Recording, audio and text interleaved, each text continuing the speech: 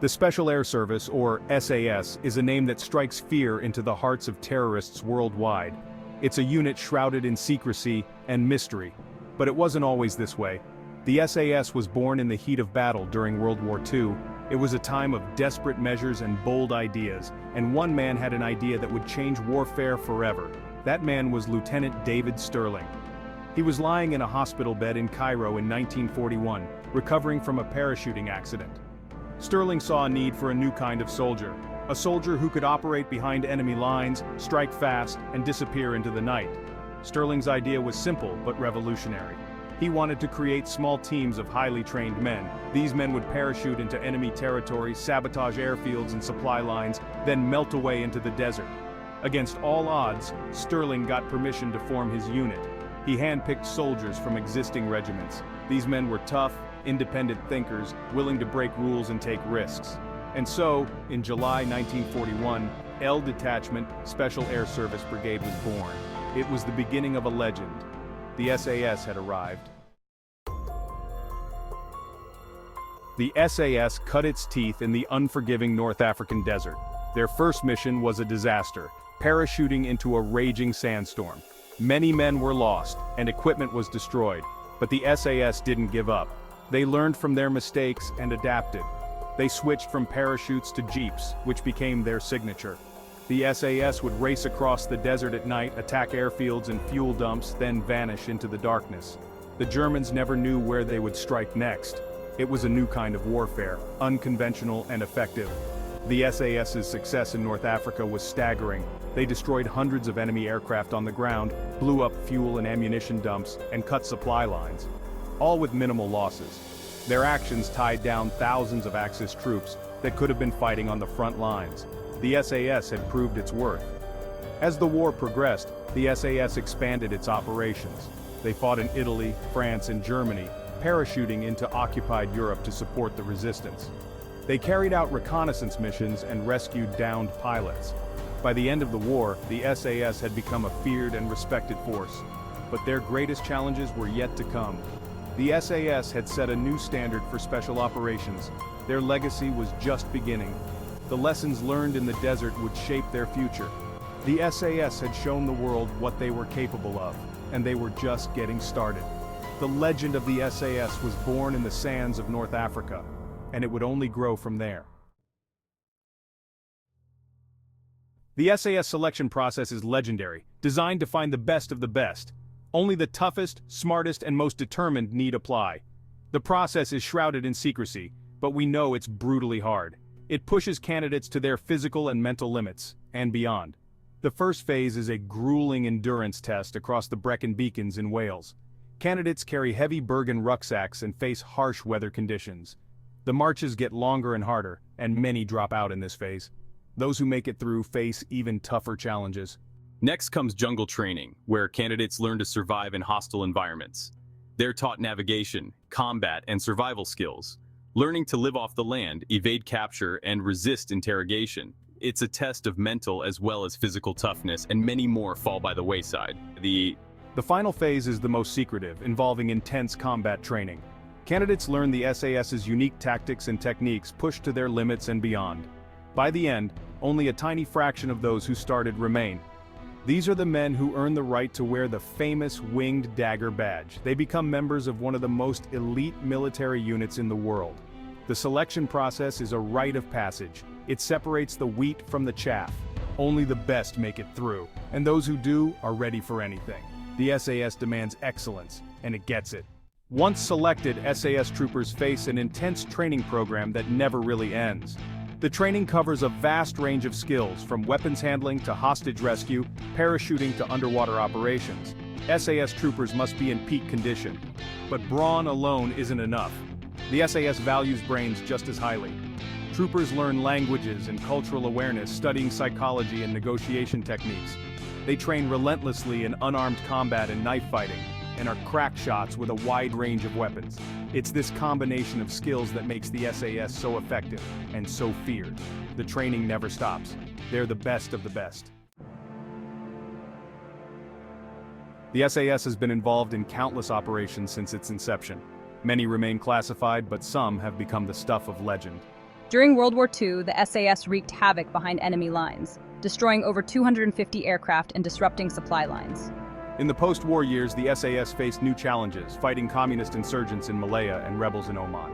The SAS learned to blend in with local populations, gather intelligence, and win hearts and minds. Perhaps their most famous action was on Pebble Island, where a small SAS team destroyed 11 enemy aircraft. More recently, the SAS has been at the forefront of the fight against terrorism, operating in Iraq, Afghanistan, and Syria. The SAS continues to adapt and evolve, always ready to face the next threat. The SAS is a force to be reckoned with. On April 30th, 1980, 6 armed men stormed the Iranian embassy in London, taking 26 people hostage. The terrorists demanded the release of prisoners in Iran. It was a tense standoff, and the world watched and waited. For the SAS, it was a moment of truth. They had trained for this, and now they would be tested on live TV. The government gave the green light. Operation Nimrod was a go. At 7:23 p.m. on May 5th, black-clad figures appeared on the embassy's balconies. Explosions rocked the building and gunfire erupted. In just 17 minutes, it was over. 5 terrorists were dead, 1 was captured, and all but 1 of the remaining hostages were saved. It was a resounding success. The Iranian embassy siege catapulted the SAS into the public eye. They went from a secretive unit to household names overnight. The siege was a defining moment for the SAS. It cemented their reputation as the best of the best. The Falklands War in 1982 presented new challenges for the SAS. They were operating far from home in harsh, unfamiliar terrain, but they rose to the challenge. The SAS carried out crucial reconnaissance missions, providing intelligence vital to the British war effort. Their actions saved countless lives.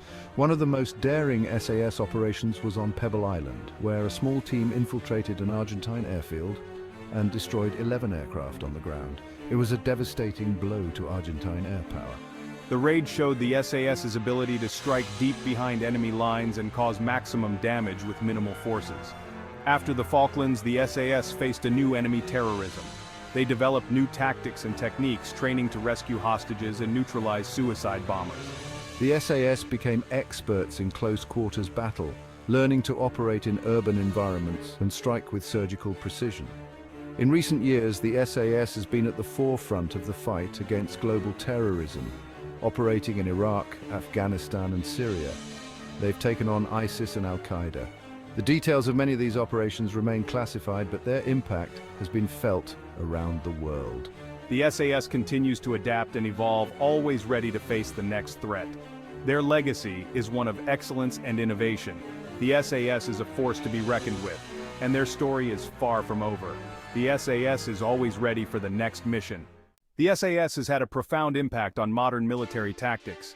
Their methods have been copied and adapted by special forces around the world. The SAS pioneered many techniques that are now standard practice. They showed the value of small, highly trained teams operating independently behind enemy lines. One of the SAS's key innovations was in counterinsurgency warfare. In Malaya and Oman, they developed the hearts and minds approach, working with local populations. These tactics are still used today in conflicts around the world. They've proven effective against guerrilla forces and terrorist groups. The SAS revolutionized hostage rescue techniques. The Iranian embassy siege showed a new way of dealing with terrorists: fast, decisive action. These principles are now used by counter-terrorism units worldwide. The SAS set the standard that others strive to match. In recent years, the SAS has been at the forefront of developing tactics for the war on terror. They've adapted to fight in urban environments and gather intelligence in hostile territory. Their methods have been adopted by military and law enforcement agencies worldwide. The SAS continues to innovate and adapt, always staying one step ahead of the enemy. The SAS is a force to be reckoned with.